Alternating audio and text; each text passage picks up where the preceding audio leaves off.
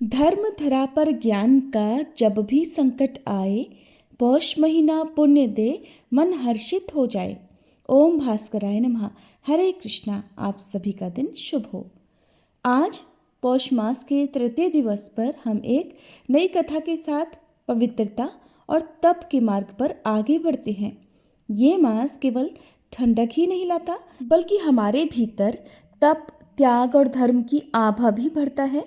आज की कथा भी इसी आध्यात्मिक ज्योति को प्रज्वलित करती है। आइए आज की कथा श्रवण से पुण्य लाभ अर्जित करें। श्री नारायण कहते हैं, हे नारद, पार्वती जी द्वारा की गई उस स्तुति को सुनकर करुणानिधि श्री कृष्ण ने पार्वती जी को अपने उस स्वरूप के, जो सबके लिए अदृश्य और परम दुर्लभ है, दर्शन कराए। उस समय पार्वती जी स्तुति करके अपने मन को एकमात्र श्री कृष्ण में लगाकर ध्यान में लीन थी। उन्होंने उस तेजो राशि के बीच में सबको मोहित करने वाले श्री कृष्ण के स्वरूप का दर्शन किया। वह एक रत्नपूर्ण मनोरम आसन पर, जो बहुमूल्य रत्नों का बना हुआ था, जिसमें हीरे जड़े हुए थे और जो मणियों की मालाओं से सुशोभित था, विराजमान था। उसके शरीर पर पीतांबर सुशोभित था, हाथों में वंशी शोभा पा रही थी, गले में वनमाला की निराली छटा थी। शरीर का रंग श्याम था, रत्नों के आभूषण उनकी शोभा बढ़ा रहे थे। ऐसे उस सुंदर रूप को देखकर देवी पार्वती ने मन ही मन उसी के अनुरूप पुत्र प्राप्ति की कामना की और उसी क्षण उन्हें वह वर भी प्राप्त हो गया। इस प्रकार वरदानी परमात्मा ने पार्वती जी के मन में जिस जिस वस्तु की कामना थी उसे पूर्ण करके देवताओं का भी अभीष्ट सिद्ध कर दिया। फिर वह तेज अंतर्ध्यान हो गया।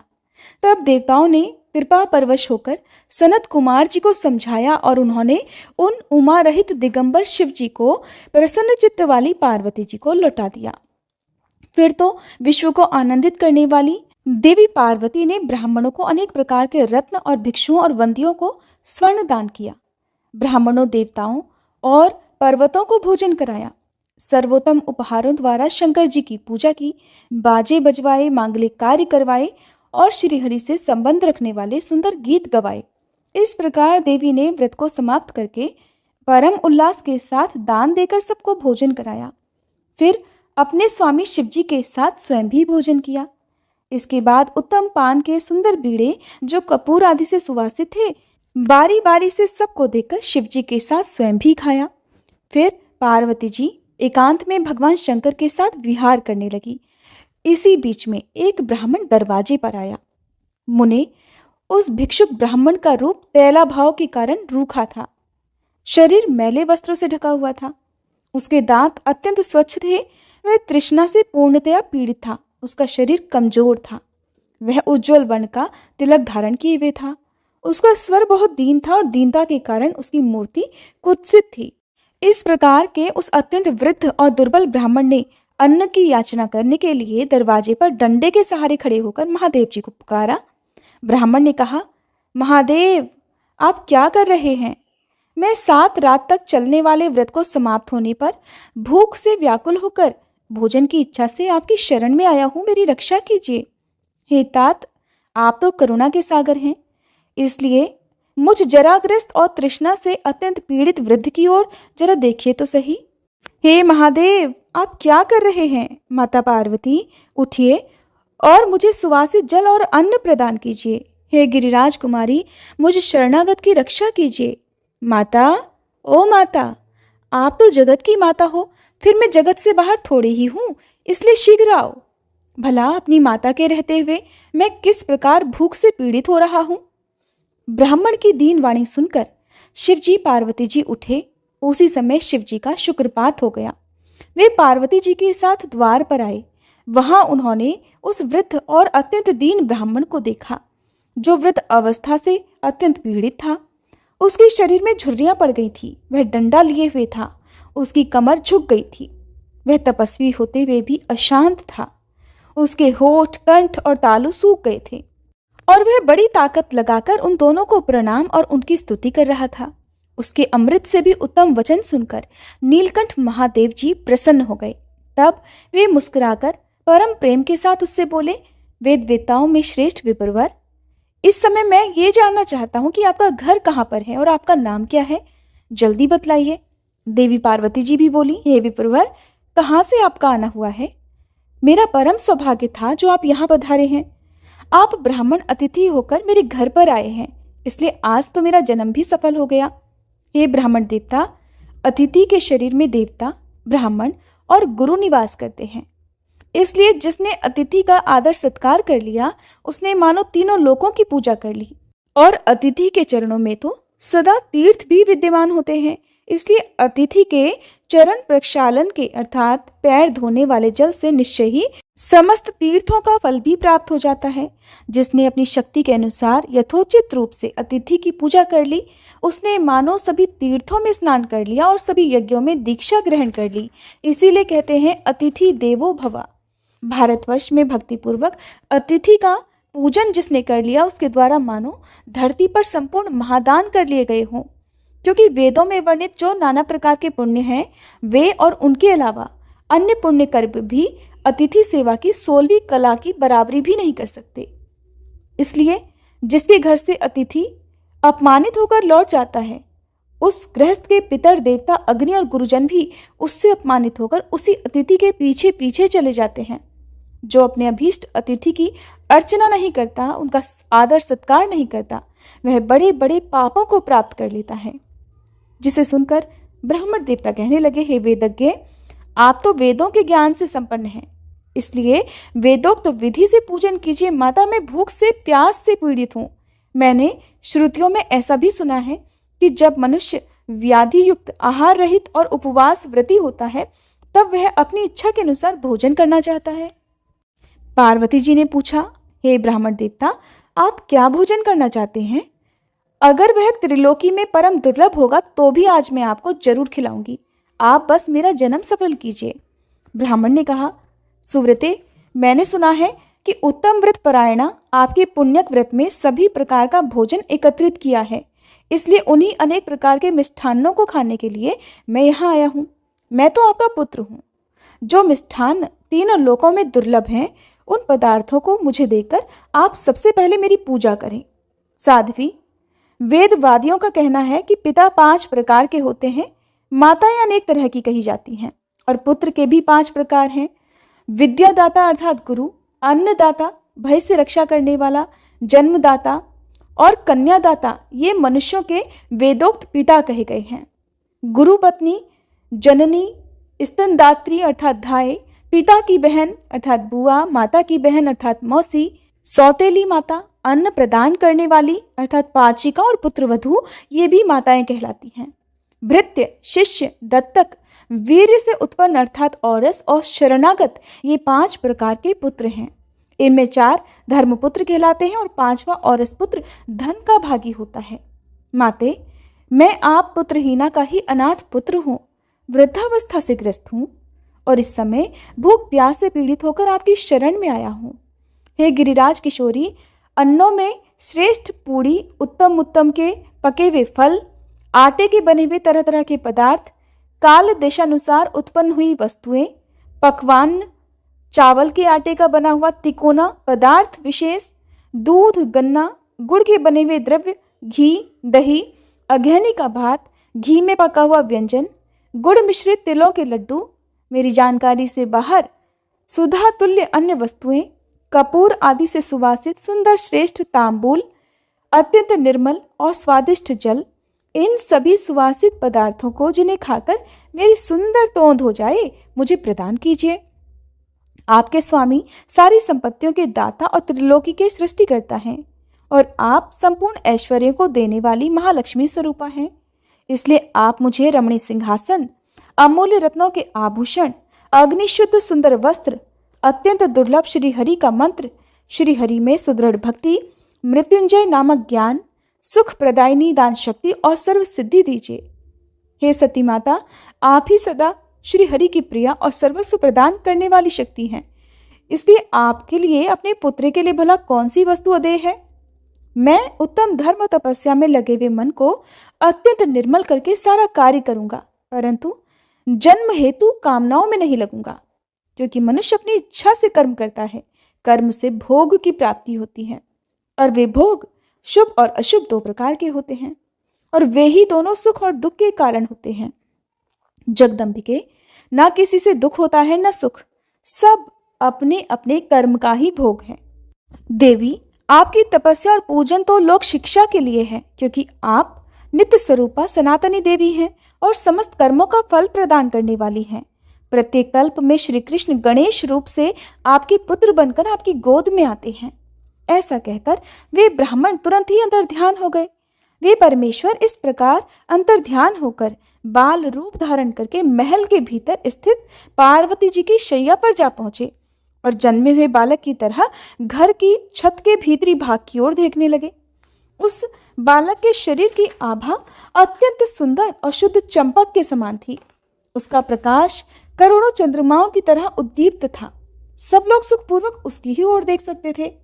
वह नेत्रों की ज्योति बढ़ाने वाला था। कामदेव को विमोहित करने वाला उसका अत्यंत सुंदर शरीर था। उसका अनुपम मुख शरदी पूर्णिमा का उपहास कर रहा था। सुंदर कमल को तिरस्कृत करने वाले उसके सुंदर नेत्र थे। ओष्ठ और अधरपुट ऐसे लाल थे कि उसे देखकर पका हुआ बिंबफल भी लज्जित हो जाता था। संपूर्ण त्रिलोकी में कहीं उसकी कोई उपमा ही नहीं थी। इस प्रकार वह रमणी शैया पर सोया हुआ शिशु हाथ पैर उछाल रहा था। तब श्री नारायण कहते हैं, मुनेक इस प्रकार से जब श्री हरि जो कि एक ब्राह्मण के रूप में ही वहां पधारे थे अंतर ध्यान हो गए, तब देवी पार्वती जी और शंकर जी ब्राह्मण की खोज करते हुए चारों ओर घूमने लगे। उस समय देवी पार्वती कहने लगी, हे विप्रवर, आप तो अत्यंत वृद्ध और भूख से व्याकुल थे। हे तात, आप कहाँ चले गए? विभो, मुझे दर्शन दीजिए और मेरे प्राणों की रक्षा कीजिए। अब देवी भगवान शिव से कहने लगी, शिव जी, जल्दी उठिए और उन ब्राह्मण देव की खोज कीजिए। वे तो क्षण मात्र के लिए उदास मन वाले हम लोगों के सामने आए थे। परमेश्वर, अगर भूख से पीड़ित अतिथि गृहस्थ के घर से अपूजित होकर भूखा ही चला जाता है तो क्या उस गृहस्थ का जीवन व्यर्थ नहीं हो जाता? यहाँ तक कि उसके पितर उसके द्वारा दिए गए पिंडदान और तर्पण को भी ग्रहण नहीं करते, और अग्नि उसकी दी हुई आहुति और देवगण उसके द्वारा निवेदित पुष्प और जल भी स्वीकार नहीं करते। उस अपवित्र का हव्य पुष्प, जल और द्रव्य सभी मदिरा के समान हो जाता है। उसका शरीर मदिरा के समान और स्पर्श पुण्य नाशक हो जाता है। इसी बीच वहां एक आकाशवाणी हुई, जिसे शोक से आतुर और विकलता से युक्त देवी ने सुना। आकाशवाणी ने कहा, हे जगन्माता, शांत हो जाओ और मंदिर में अपने पुत्र की ओर जरा देखो तो सही। वे साक्षात गोलोकाधिपति परिपूर्णतम परात्पर श्री कृष्ण हैं और सुपुण्यक व्रत रूपी वृक्ष का सनातन फल हैं। योगी लोग जिस अविनाशी तेज का प्रसन्न मन से निरंतर ध्यान करते हैं, वैष्णवगण और ब्रह्मा, विष्णु और शिव आदि देवता जिनके ध्यान में लीन रहते हैं, प्रत्येक कल्प में जिस पूजनी की सबसे पहले पूजा होती है, जिनके स्मरण मात्र से सभी विघ्न नष्ट हो जाते हैं और जो पुण्य की राशि स्वरूप हैं, मंदिर में विराजमान अपने उस पुत्र की ओर जरा देखो तो सही। प्रत्येक कल्प में आप जिस सनातन ज्योति रूप का ध्यान करती हो, वही आपका पुत्र है। यह मुक्तिदाता और भक्तों के अनुग्रह का मूर्त रूप है।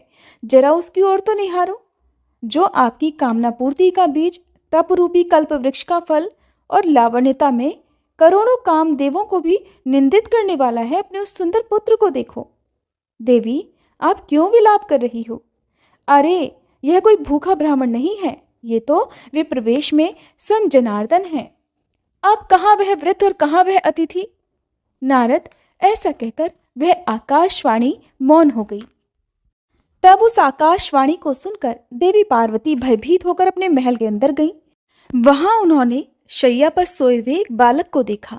वह आनंद पूर्वक मुस्कुराते हुए महल की छत के भीतरी भाग को देख रहा था। उसकी प्रभा सैकड़ों चंद्रमाओं के समान थी। वह अपने प्रकाश समूह से भूतल को प्रकाशित कर रहा था। हर्षपूर्वक स्वेच्छानुसार इधर उधर देखते हुए शैया पर उछल कूद कर रहा था और स्तनपान की इच्छा से रोते हुए उमा ऐसा शब्द कर रहा था। उस अद्भुत रूप को देखकर सर्वमंगला पार्वती जी त्रस्त होकर शंकर जी के पास गई और उनसे बड़े मंगल वचन में बोली, प्राणपति, घर चलिए और मंदिर के भीतर चलकर प्रत्येक कल्प में आप जिनका ध्यान करते हैं और जो तपस्या का फलदाता है, जरा उसे तो देखिए। जो पुण्य का बीज, महोत्सव स्वरूप पुत्र नामक नरक से रक्षा करने का कारण और भवसागर से पार करने वाला है, शीघ्र ही उस पुत्र के मुख को देखिए। क्योंकि समस्त तीर्थों में स्नान और संपूर्ण यज्ञों में दीक्षा ग्रहण का पुण्य इस पुत्र दर्शन के पुण्य की 16वीं कला की बराबरी भी नहीं कर सकता। देवी पार्वती के ये वचन सुनकर शिवजी का मन भी हर्षमगन हो गया। वे तुरंत ही अपनी प्रेतमा के साथ अपने घर आए। वहां उन्होंने शैया पर अपने पुत्र को देखा। उसकी कांति तपाए हुए स्वर्ण के समान उद्दीप्त थी।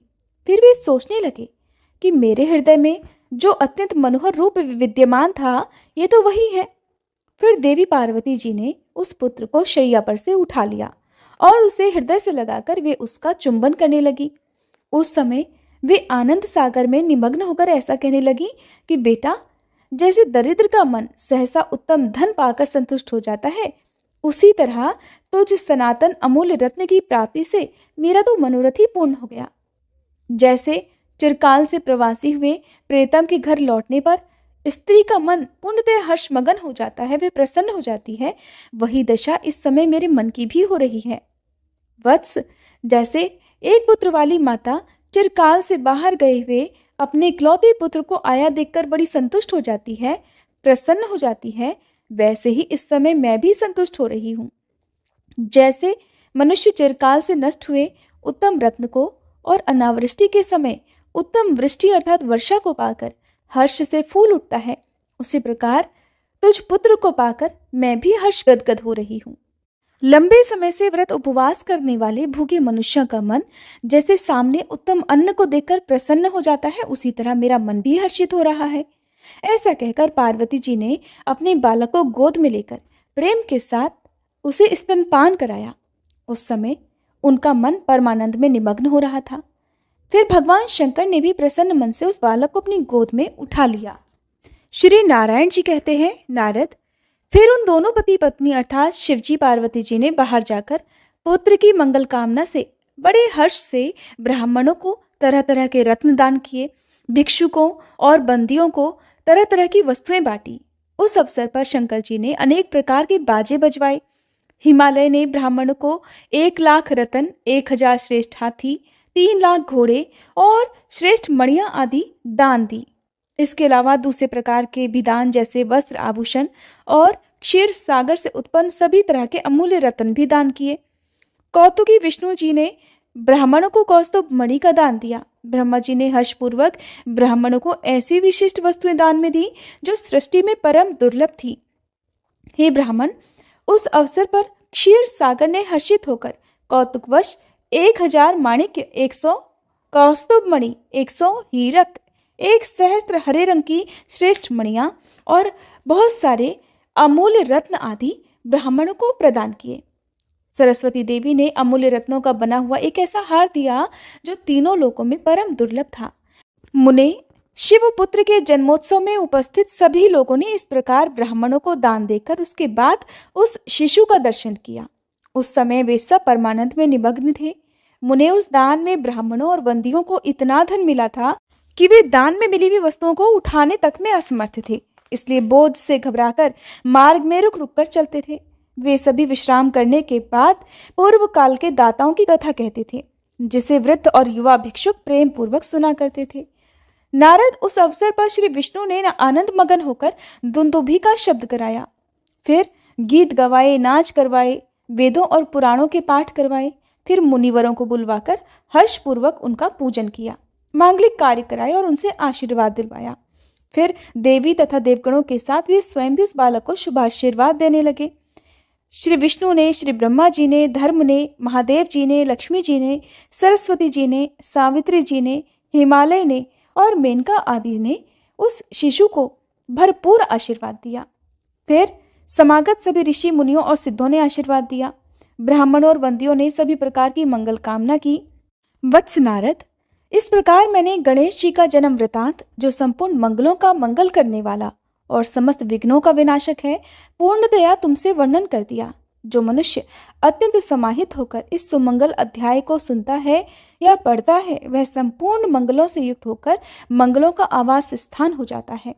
इसके श्रवण से पुत्रहीन को पुत्र, निर्धन को धन, कृपण को निरंतर धन प्रदान करने की शक्ति, पत्नीहीन को पत्नी, प्रजाकामी को प्रजा और रोगी को आरोग्य प्राप्त होता है। दुर्भगा स्त्री को सौभाग्य, भ्रष्ट हुआ पुत्र, नष्ट हुआ धन और प्रवासी पति मिल जाता है और शोकग्रस्त को सदा आनंद की प्राप्ति हो जाती है, इसमें कोई संशय नहीं। मुने, गणेशाख्यान के श्रवण से मनुष्य को जिस पुण्य की प्राप्ति होती है वह फल निश्चय ही इस अध्याय के श्रवण से मिल जाता है। वह मंगलाध्याय जिसके घर में विद्यमान रहता है वह सदा मंगलयुक्त रहता है, इसमें तनिक भी संशय नहीं। यात्रा काल में अथवा पूर्ण अवसर पर जो मनुष्य एकाग्र मन से इसका श्रवण करता है वह श्री गणेश की कृपा से अपने सभी मनोरथों को प्राप्त कर लेता है। आज के अध्याय में बस इतना ही। इसके आगे का वृतांत आप सभी अगले अध्याय में सुनिएगा। भगवान श्री गणेश जी के जन्म या फिर उनका सिर धड़ से अलग करने की जो कथाएं हैं वो अलग अलग पुराणों में अलग अलग मिलती हैं। जैसा कि कहा जाता है कि पार्वती जी के मैल से भगवान श्री गणेश जी का जन्म हुआ था, तो कुछ कथाओं में अलग प्रकार से वर्णन मिलता है। कुछ कथाओं में जिक्र मिलता है कि शनिदेव के प्रकोप के कारण भगवान श्री गणेश जी का सिर उनके धड़ से अलग हो गया था। तो कुछ कथाओं में ये वर्णन मिलता है कि भगवान श्री शंकर ने उनका सिर धड़ से अलग किया था। तो इस प्रकार मान्यताओं के अनुसार कथाएं अलग अलग हैं। अब सुनिए श्री सूर्य चालीसा पाठ। श्री रवि हरत हो घोरतम अगणित किरण पसारी, वंदन करूं तब चरणन में अर्घ देऊं जलधारी। सकल सृष्टि के स्वामी हो सचराचर के नाथ, निस दिन होत तुमसे ही होवत संध्या प्रभात। जय भगवान सूरतमहारी, जय खगेश दिन कर शुभकारी। तुम हो सृष्टि के नेत्र स्वरूपा, त्रिगुणधारी त्रैवेद स्वरूपा। तुम ही करता पालक संहारक, भुवन चतुर्दश के संचालक। सुंदर बदन चतुर्भुजधारी, रश्मि रथी तुम गगन विहारी। चक्र शंख अरु श्वेत कमलधर, वर मुद्रा सोहत चोटे कर। शीश मुकुट कुंडल गलमाला, चारु तिलक तब भाल विशाला। सप्त अश्वरथ अति द्रुतगामी, अरुण साथी गति अविरामी। रक्त वरुण आभूषण धारक, अति प्रिय तोहे लाल पदारथ।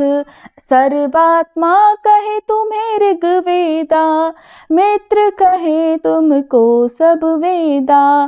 पंच देवों में पूजे जाते, मनोवांछित फल साधक पाते।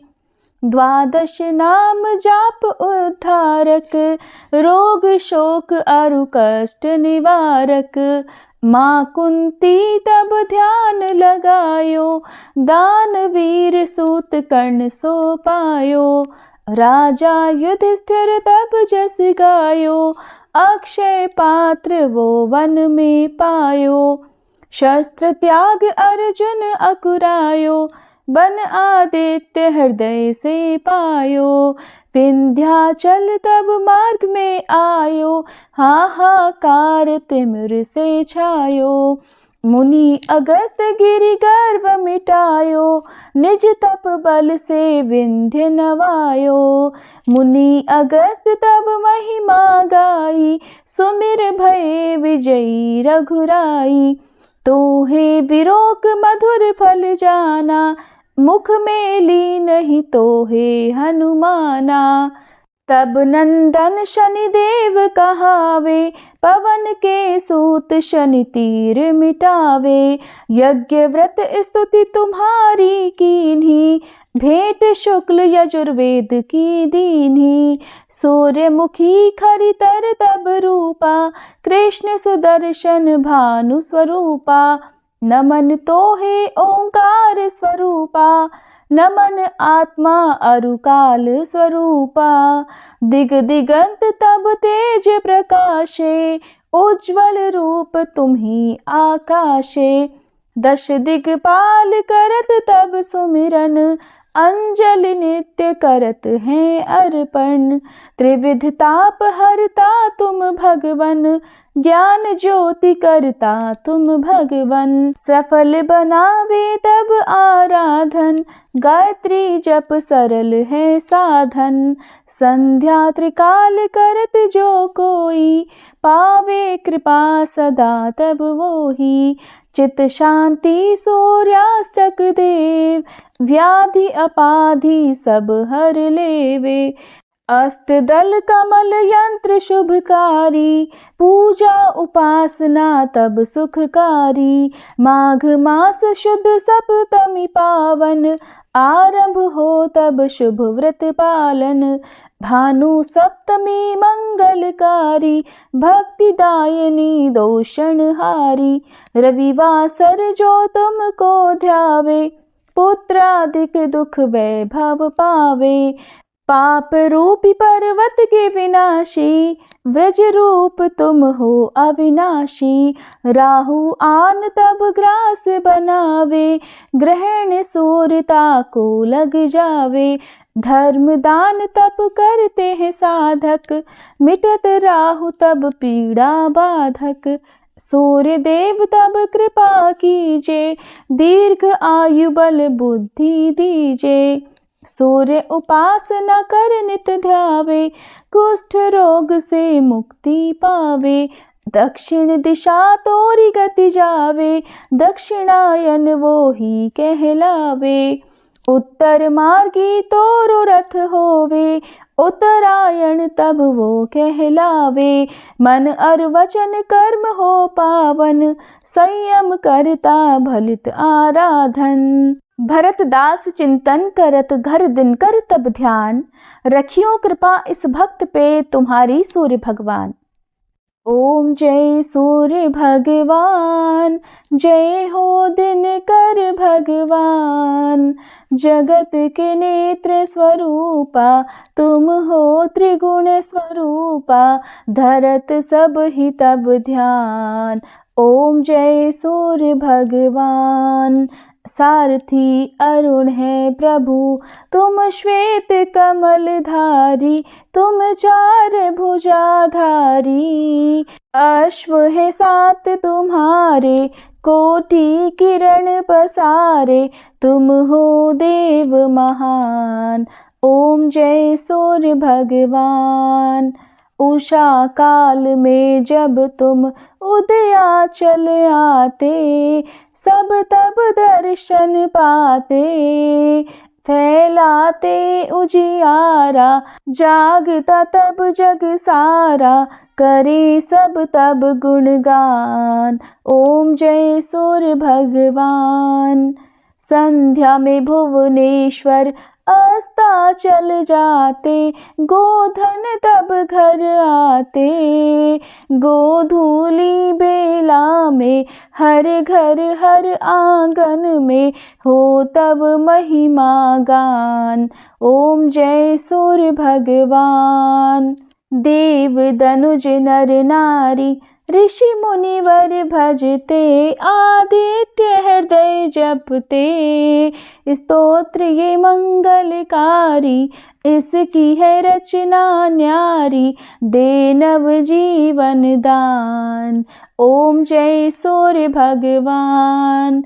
तुम हो त्रिकाल रचयिता, तुम जग के आधार। महिमा तब अपरंपार, प्राणों का सिंचन करके।